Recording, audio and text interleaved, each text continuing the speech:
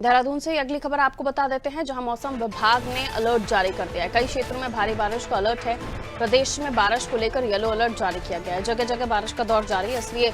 बार बार एहतियातन आपको बताया जा रहा है कि आप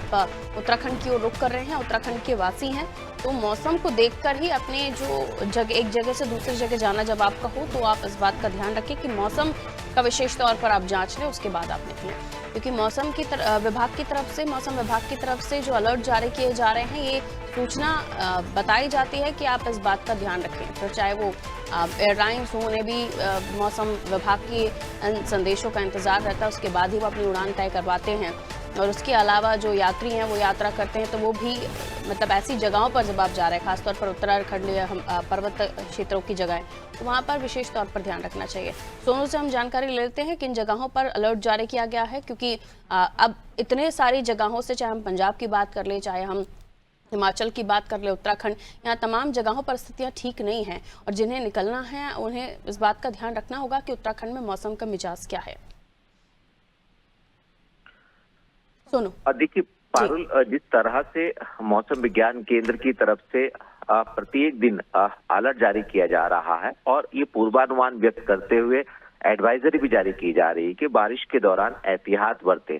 जब भी मौसम विज्ञान केंद्र की तरफ से कोई भी अलर्ट जिन जनपदों के लिए जारी किया जाता है, शासन प्रशासन खास तौर से आपदा प्रबंधन विभाग इसको गंभीरता से लेता है। सभी जिलों के जिलाधिकारियों को, जिला आपदा प्रबंधन अधिकारियों को, पुलिस प्रशासन को और खास तौर से स्वास्थ्य विभाग के जो जनपद स्तर के अधिकारी हैं, उनको सतर्कता बरतने के लिए इस अलर्ट के साथ दिशा निर्देश दिए जाते हैं। चूंकि लगातार उत्तराखंड में मौसम का मिजाज कई क्षेत्रों में अभी भी बदला हुआ है और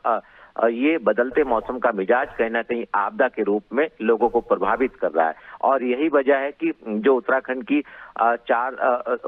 की लाइफलाइन कहलाती है चार धाम यात्रा, जबकि सरकार, हमने जो अभी तक देखा है, जब तक आवश्यक ना हो तब तक सरकार यात्रा जैसे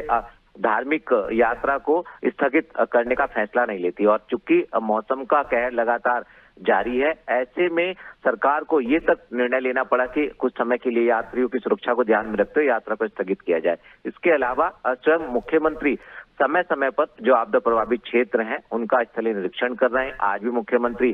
कुछ आपदा प्रभावित क्षेत्रों का निरीक्षण करेंगे। लगातार शासन प्रशासन आपदा प्रबंधन विभाग के स्तर से प्रयास किए जाते हैं कि जहां पर भी जिन क्षेत्रों के लिए मौसम विभाग की तरफ से अलर्ट जारी किया जाता है, वहां पर जो अतिरिक्त रूप से सतर्कता बरती जाए और खास तौर से लोगों को इस बात के लिए भी जागरूक किया जाए कि बारिश के दौरान एहतियात बरतें और कहीं पर भी कोई भी अगर अतिवृष्टि जैसे हालात होते हैं उससे तत्काल उस चुनौती से निपटा जा सके। इसके लिए लगातार शासन प्रशासन रेस्क्यू टीमें अलर्ट मोड पर नजर आ रही हैं। पारुल, बिल्कुल अलर्ट मोड पर शासन प्रशासन नजर आ रहे हैं, क्योंकि अगर ऐसी परिस्थितियां बनती हैं तो सीधे तौर पर जिम्मेदारी प्रशासन की बनती है कि कैसे आम जनमानस को ऐसी परिस्थितियों से निकाला जाए। बहरहाल फिलहाल अलर्ट जारी हो चुका है मौसम विज्ञान केंद्र की तरफ से, तो इस बाबत ध्यान रखना पड़ेगा। आप बहुत बहुत शुक्रिया जानकारी के लिए सोनू।